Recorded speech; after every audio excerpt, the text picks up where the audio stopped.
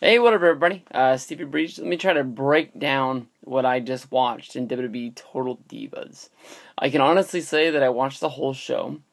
I didn't hate the whole show, but there was a point in the show where they were introducing us to a new character and showing us sort of what the new character does.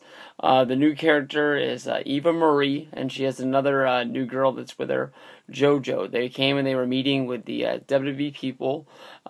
This was almost sort of like their introduction to meeting everybody WrestleMania weekend. I guess this is sort of showing that they're the highest on the pecking order from NXT, as sort of like the next girls that were more than likely be promoted up to the top, because this is the first time that Nikki and Brie, Cameron, Naomi, and Natalya, all the girls on the show, met them. If this is even the way this, is really going down in real life instead of just in reality TV land. Now, Eva Marie was told that she was having to turn her hair blonde. This was about the half-hour mark, and they showed her go into the place. I called my sister into the room to ask her what it would be like in order to get her hair stripped, because she's a person who does hair and cosmetology and stuff like that, and that led into a whole conversation about coloring and dyeing hair. That was the point that I realized I was watching a reality show about wrestling that had nothing to do with wrestling. And that's basically what this is going to be. If you care enough about the characters in WWE that you want to know what they're like once, the cameras are turned off and they leave the arenas of Monday Night Raw and everything else like that, this is probably a good show for you to watch. If you're just a wrestling fan and want to see wrestling, this is nothing that you want to see. I haven't had a chance to watch the review, but I saw my buddy Ravi, Assault and Battery 777, put up a video saying Total Divas sucked. I won't go as far to say this show sucked. It was an hour. I watched it on my DVR, so I was able to fast forward through commercials, this, that, and the other, and I made myself through it, and I would be ready to see next week's show. I mean, I scheduled it to record the whole series on my DVR, so as long as the show doesn't get canceled, I'll keep watching. It seemed like it was a pretty easy show to go through. As the show opened, first character that we met was Cameron. No, I apologize. I have notes for this shit. Not real, notes that I took down during the whole show, but on my sprint this here, I just wanted to make sure I got everybody's name right and who they were with. But the first chick we met was Natalya. They showed her training wrestlers. They showed her dad, Jim the Anvil Neidhart, who got a pop from me. I looked up her age on Wikipedia before I made this video. Natalya is 31 years old. In this show, she is honestly portrayed as the aged veteran. When you really think about Natalya, she's got a long tenure under her belt in WWE, but it really isn't all that long. She's just the one diva who's been there the longest. But at 31, she honestly isn't showing her age that well. She looks like an old, haggard chick, and I'm honestly really surprised that she has the job that she has. But if you watch WWE television, she honestly doesn't wrestle that much unless you watch shows like Saturday Morning Slam, or Superstars, which I don't even think airs in the United States. I think you have to watch it on the WWE Fan Nation account. She just sort of was going through this role where she realized that this was WrestleMania week, and she got told that she wasn't going to be on the card, and she almost started crying. What did she think was going to happen? If you go back to WrestleMania time, Natalya wasn't on any TV. Nothing. It was the Bellas. The Dancing Fat Chicks were barely on TV, if I remember, and they were in a match. And then people were thinking that AJ, who was heavily used on every show, was going to have a match against Caitlyn, I believe. Natalya was nowhere to be seen, but yet she took this news that she wasn't going to be on WrestleMania very, very hard. I thought that was very weird. Nikki and Brie showed that they are the Bella twins. Nikki, to me, is the ultimate villain of this show. I hate that bitch. Brie, I can deal with. She seems to be a little bit down to earth. They showed her walking to the farmer's market to buy her own food. She says she likes to cook her own stuff. She doesn't seem like she's a real diva outside of the ring that much. She seems like a normal chick. Nikki, honestly, to me, I think a big factor of this show later on down the road is they're going to show that she's trying to use her relationship with John Cena to further her career and just basically be an ultimate bitch. And I'm not saying that's not what I want to see, like that's going to turn me off from the show, but right now, I hate Nikki. She's not cool with me. Now, the Bellas are, I talked about how Eva Marie had to get her hair dyed. And basically, this was because they thought she looked too much like Nikki and Brie. They wanted her to be able to separate from the others, so that's why they were turning her blonde, which sort of had Natalya scared because she's blonde. Eva Marie, this ended up being better for her.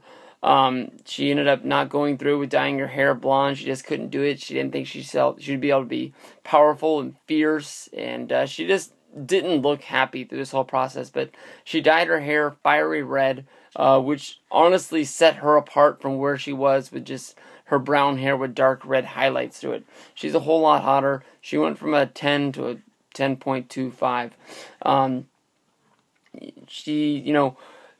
If you watched Raw, I believe it was this Monday when they had her debut where she slapped Jerry Lawler, turning herself heel. You might not have noticed because the nipple was popped out from one of the Bella twins. I can't even remember which one it was. But, the whole reason she had to dye her hair was she looked too much like Nikki and Brie. Honestly, when I look at JoJo, the other girl, I don't think she has any future in wrestling. I'd be really surprised if she's more likely going to get some matches out of this, but she's not going to become a star. The second this show is on the rocks, or maybe even, I would guess, Season 2 rolls around, JoJo, if anybody's going to be that one girl who gets the axe, and she'll be gone. I was honestly, they don't look at her and see Tamina somehow. I know she's not, 7 feet tall like the Amazon warrior Tamina is. I don't even know if that's her gimmick, whatever it is, but she's a huge bitch. Let's just say that in Tamina. And JoJo's a whole lot smaller, but they have the same look to me, honestly.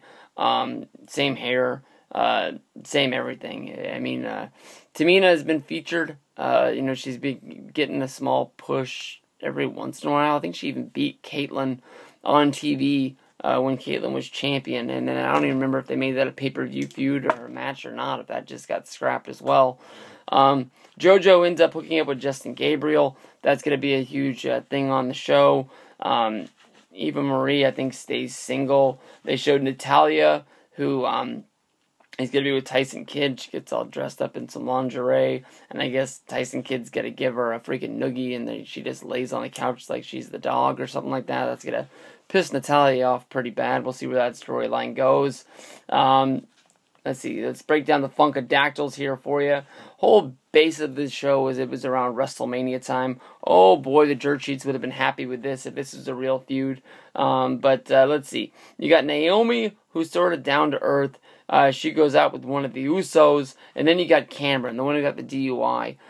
She basically lied about where she worked because she didn't want to get released. She even offered the cop that was arresting her for the DUI a cash bribe of, I believe, $10,000 because she didn't want to lose her job. She's also the same girl that was on Tough Enough, I believe, that said that Melina versus Alicia Fox from SummerSlam 2010 was one of the greatest wrestling matches of all time she had seen. Honestly, she's not that big of a wrestling fan. Hopefully she's got some good seats where she's at and is able to watch some more wrestling, and hopefully she can change her mind on that. But basically, Cameron has a normal boyfriend who comes to WrestleMania for the first time, and he's backstage. I guess that Cameron fell down during one of the matches, and she looked pretty dumb, but Brodus Clay ripped her ass a new one, which made her cry in front of her boyfriend. Her boyfriend wanted to kick Brodus' ass. Basically, it was honestly the Bellas and Natalya who calmed this guy down, and we didn't get to see an ass-kicking on there, but you know how everybody loves to read the dirt sheets, and all the dirt sheets love to cover everything that's in wrestling? How awesome would it have been to read stories WrestleMania weekend that Brodus Clay kicked the shit out of one of the Falcondactyls boyfriends backstage at Mania? I think that Naomi had her head on the ground and said basically, yes, people get fired over this stuff, and then she needs to make sure her tag team partner keeps her head on the ground. It's basically the same thing that broke the Rockers up, was that basically just they didn't trust each other anymore, and they kept on thinking that one was going to screw the other one up, and that's how they got in the big fight with Marty and Shawn in the hotel room, and Shawn told Marty that they were done and they were splitting up. And when you look at it, Shawn Michaels went on to have a huge career. Marty Jannetty is Marty Jannetty. Nikki and Brie, we got to see a little bit of a basis for you. Nikki, I think, is a huge bitch. She asked John Cena, who's just basically a year into his divorce, when they were going to get married. John had a pretty good answer, but it was honestly funny at the same time. Is that when she did ask him, John made a face like the face he made when Carlito stabbed him in that nightclub on SmackDown back in the day. It looked like he got hit pretty deep on that one. Brie, who I like in this, and Bryan Danielson, we didn't get to see a whole lot of, honestly, but Danielson looked a little troubled when Nikki came home with the new Range Rover, and sort of like, am I going to have to live up to what John's doing? I know Bryan makes a good deal of money, and then he's got a pretty good spot in WWE, but he doesn't have John Cena kind of money. So honestly, if Nikki and Brie are going to be comparing gifts come Christmas, it's going to be a little one-sided. But Brie is the one who is getting engaged to Danielson, and they're going to be going on and getting married. Nikki, who's jealous about that, and that's going to be a huge storyline. But everybody had some tension in this show, except for Eva Marie and JoJo, but I'm sure that's going to come along somewhere. Naomi and Cameron were mad at each other because they had to break up this fight. I guess Nikki and Brie in this one, honestly didn't fight, but they're going to. They show you that it's even involving John and Daniel Bryan, which is going to be pretty weird and pretty fun to see and break down. I don't know if I'm going to make another review for this show the whole time. So, honestly, my thoughts on this show is that this could be a little bit weird, that if you're thinking about getting in the wrestling business and you watch this show and you see some of the stuff that goes down in this show, honestly, if your boyfriend goes after and wants to fight one of the WWE superstars, that's going to get you in a whole lot of shit. That's called heat. It's probably going to get you fired.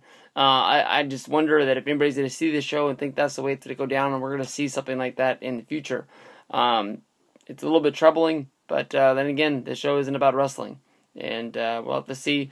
Honestly, I thought that the girls would have took it a whole lot harder when they were told that they weren't going to get their WrestleMania match and they got bumped.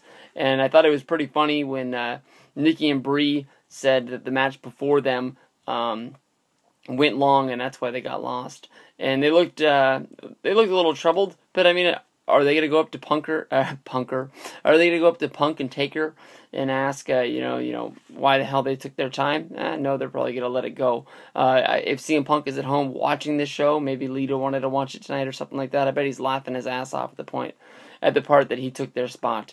Another thing that came to my mind is when I was watching this, where the fuck is their Undertaker WrestleMania 29 plaques?